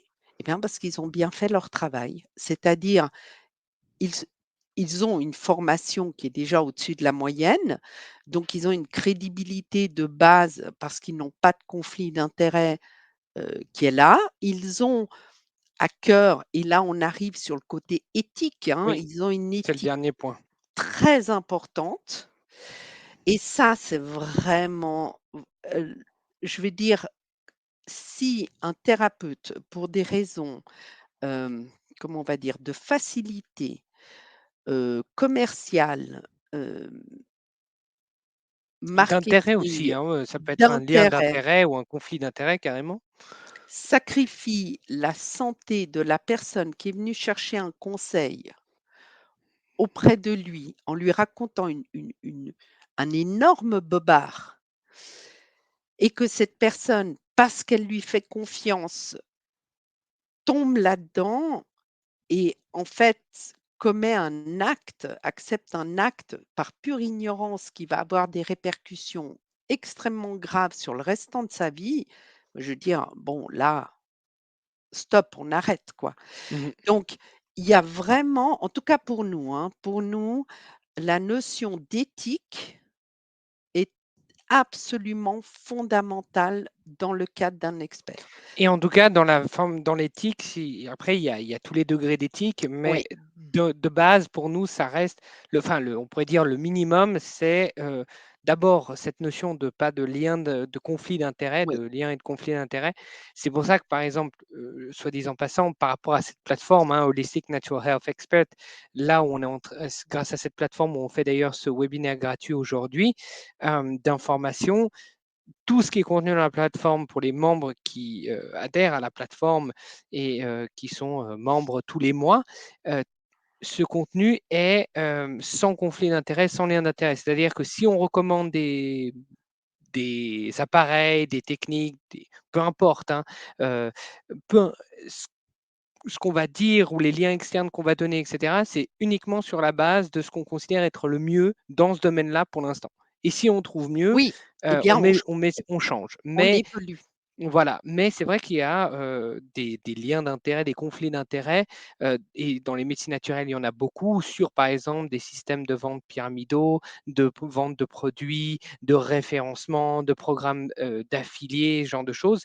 Et pour nous, de notre point de vue, un, un des critères d'un expert, c'est qu'il est détaché de tout ça pour que son conseil, pour ce sur quoi il va travailler, les outils qu'il va employer soient toujours sélectionnés sur la base d'un critère de qualité. On cherche à avoir le meilleur dans ce domaine. Et les médecines Oui. naturelles, il y a beaucoup de domaines. Donc, nous, on est constamment à la recherche du meilleur dans le domaine. Donc, par Mmh exemple, mh. le meilleur dans le domaine des champs magnétiques, on va regarder et on va essayer d'avoir le meilleur là-dedans et ainsi de suite. Oui, Et dans chaque domaine, c'est pareil. Mais certains thérapeutes vont le faire parce que ils vont tout simplement obtenir comment dire, un contrat, un marché où ils vont recommander, ils vont utiliser cet appareil-là, ils vont recommander, ils vont utiliser ce type de produit, ils vont faire acheter aux patients ce type de complément parce qu'ils vont toucher une rétribution, par bah, exemple. ce qui est très connu aux États-Unis, c'est Voilà. Metagenics, je crois il y avait quelqu'un,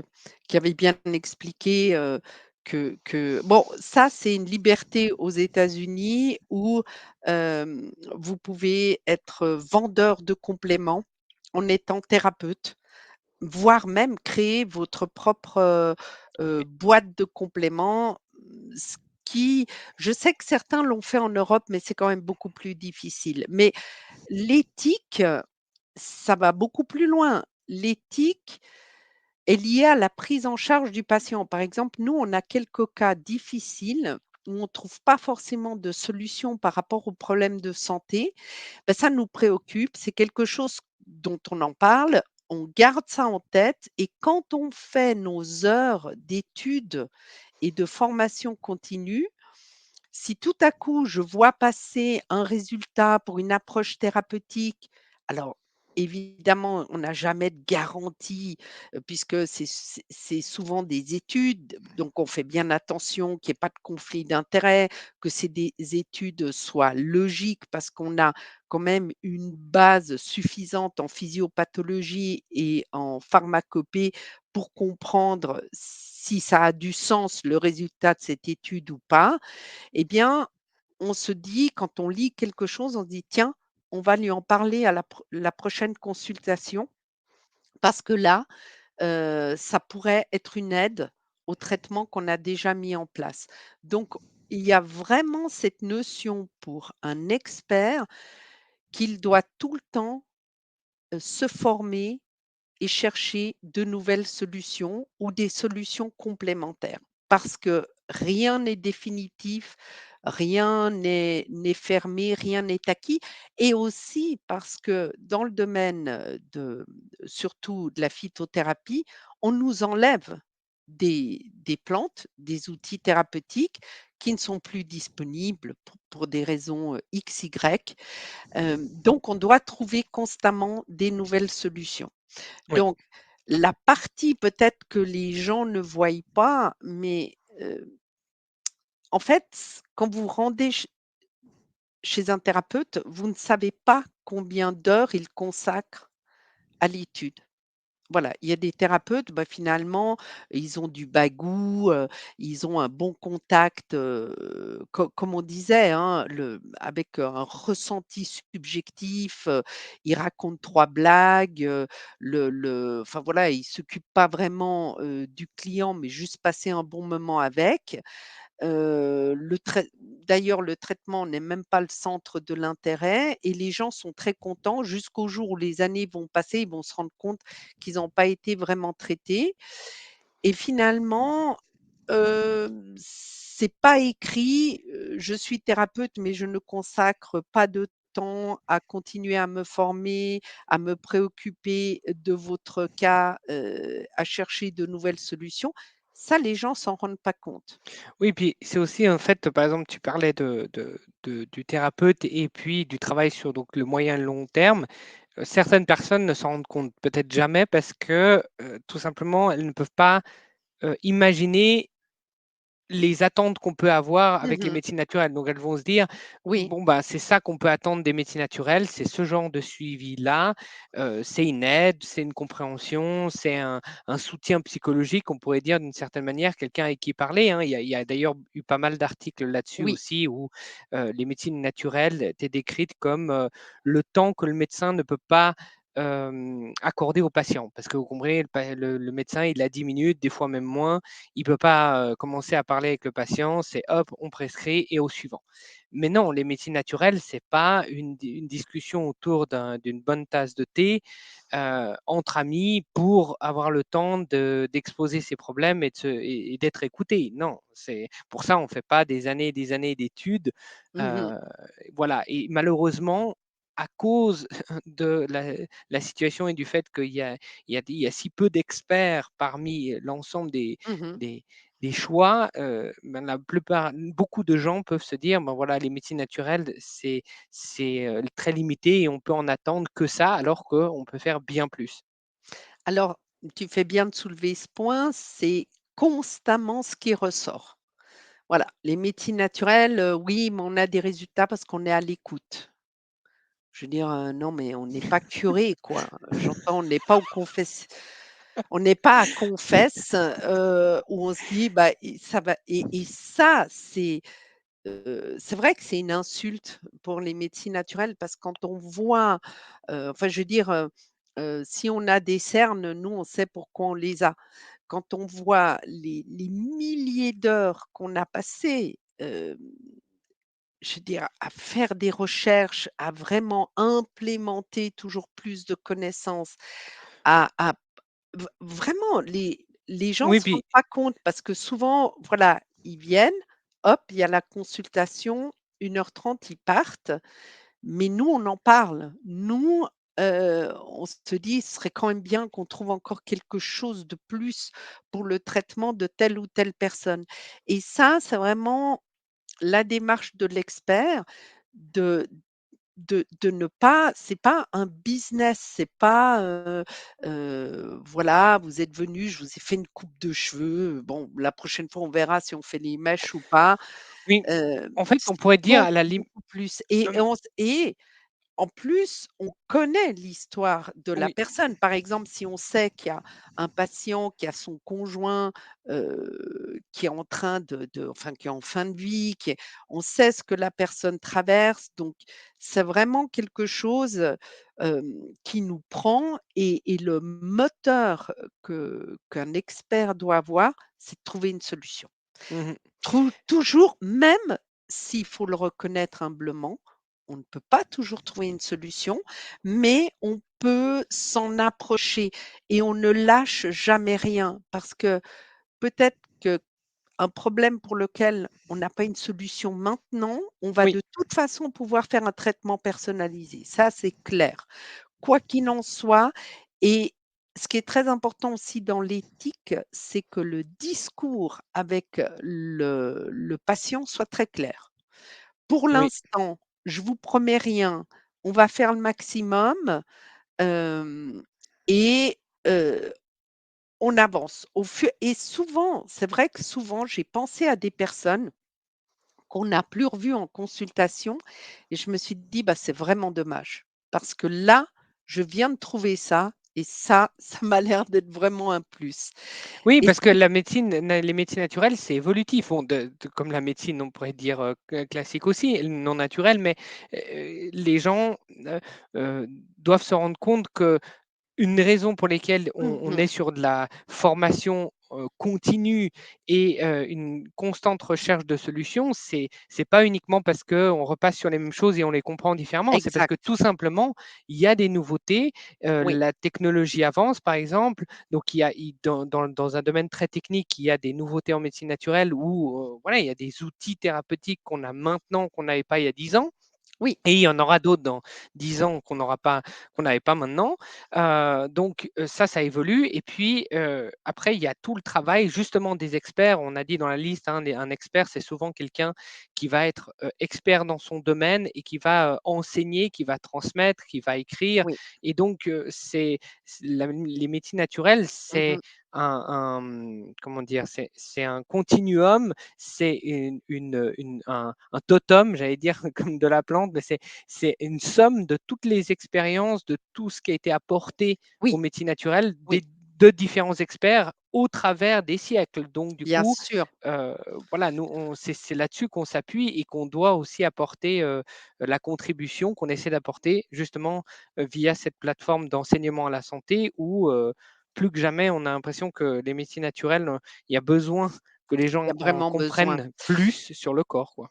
Alors, par rapport à ce que tu viens de dire au niveau de l'enseignement, c'est très important de comprendre, pour nous, alors l'enseignement, on peut l'avoir en tant que tel, hein, et on peut donner des cours et c'est par exemple ce que nous on fait dans les webinaires Mmh, pour, ces webinaires ont aussi pour but de décharger un peu les consultations parce que nous, on estime qu'il faut toujours donner l'éducation à la santé. Mais l'éducation à la santé, ça prend du temps, ça prend beaucoup d'énergie et là aussi, les personnes se rendent peut-être pas compte, mais de donner le maximum à chaque personne et c'est le but de l'expert et d'enseigner, mais à la fin de la journée, en fait, vous avez donné, 3 ou 4 fois une journée de travail. oui et en plus, c'est pas forcément le format adapté parce que l'enseignement,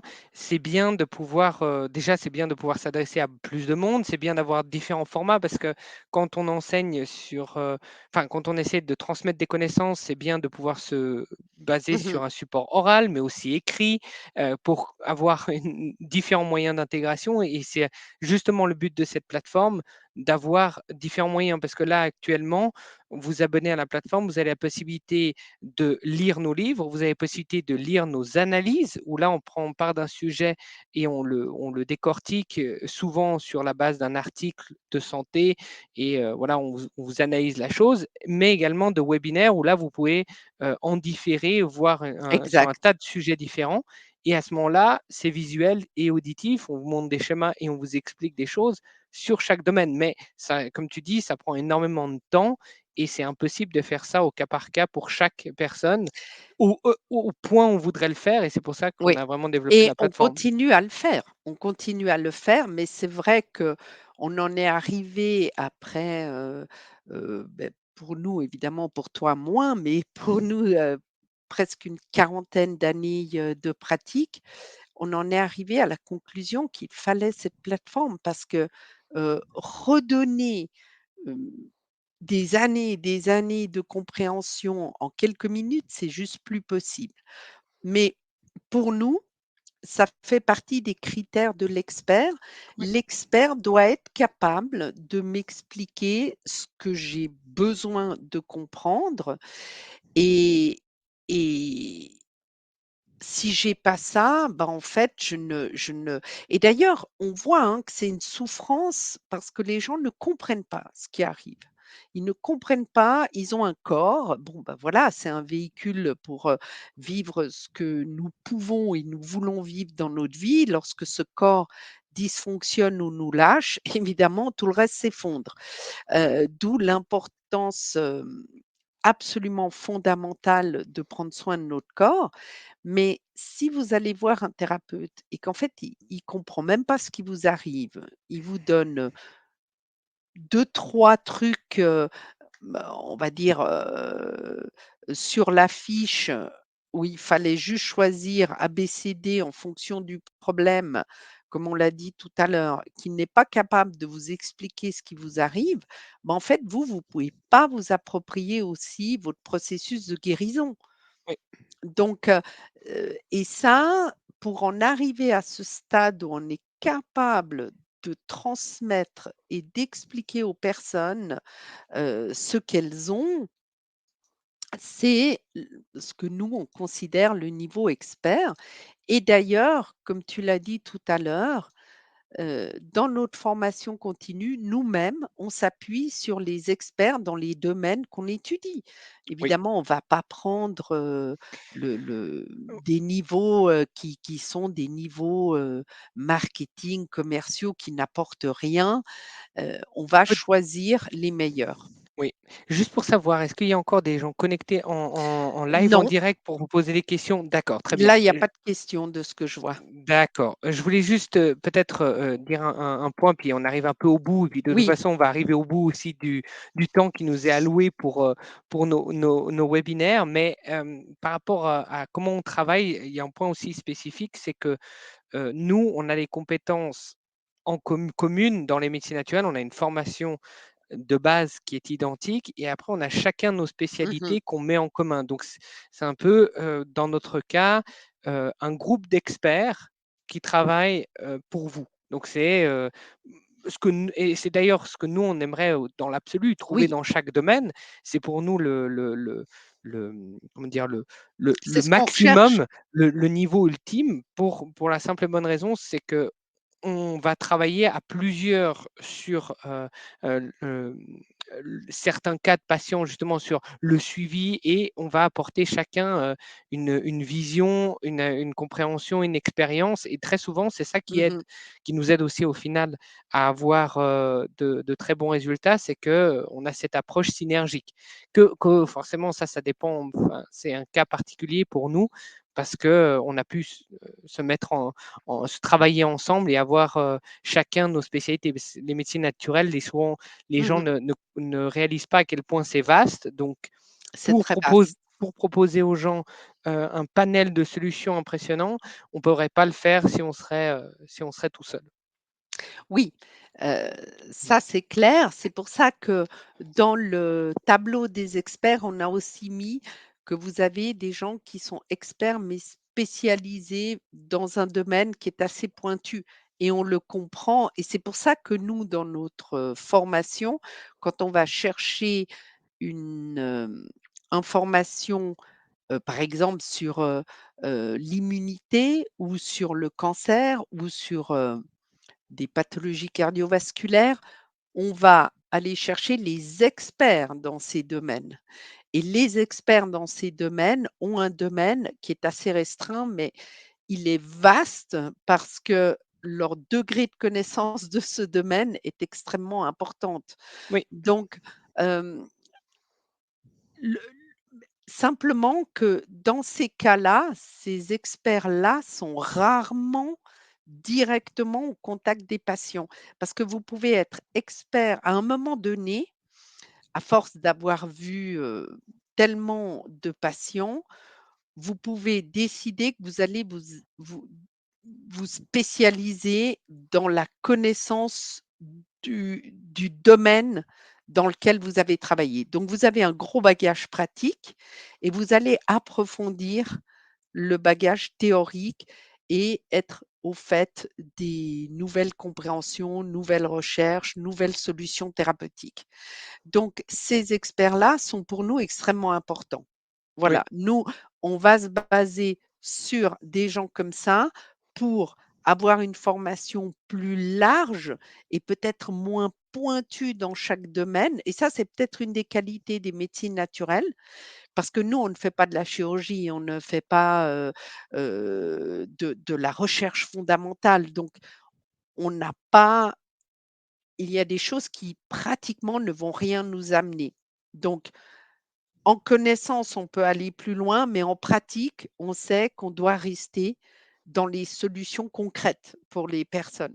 Donc, ça nous permet, de pouvoir faire le pont entre Oui. le très pointu et le tout à fait concret. Et puis pour certaines pratiques qui sont spécialisées, à ce moment-là, on a suffisamment de connexions et justement, Mmh. vu qu'on recherche des solutions partout, tout le temps, dans tout ce qui touche de près ou de loin la santé, on a suffisamment de liens et de contacts pour recommander quelqu'un Mmh. qui, à ce moment-là, est spécialisé, expert Exact, dans cette pratique-là et qui va très bien la pratiquer. Enfin, qui exact. va être un très très bon praticien, un très très bon technicien d'une méthode, par exemple.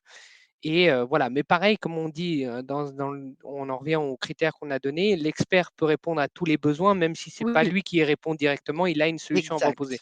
exact, Voilà. exact et il a la compréhension de la problématique et surtout, il peut faire le lien avec, cette médecine conventionnelle, il peut, intégrer les examens, comprendre les enjeux et conseiller toujours dans l'optique de prendre les intérêts du patient, sur le moyen et long terme. Donc vraiment ça, c'est l'élément essentiel et quand on va consulter un thérapeute, on se rend compte quand même assez vite, au bout de 2 ou 3 consultations, souvent dès la première, si la personne, a un intérêt quelconque, à préserver les intérêts du patient ou pas, ou si c'est simplement quelqu'un qui va voilà, qui va faire, le minimum et puis une fois que vous avez quitté, la consultation, bah, il y a les vacances, la piscine, enfin il y a autre chose à à penser. Donc, ça, on s'en rend compte quand même, assez vite.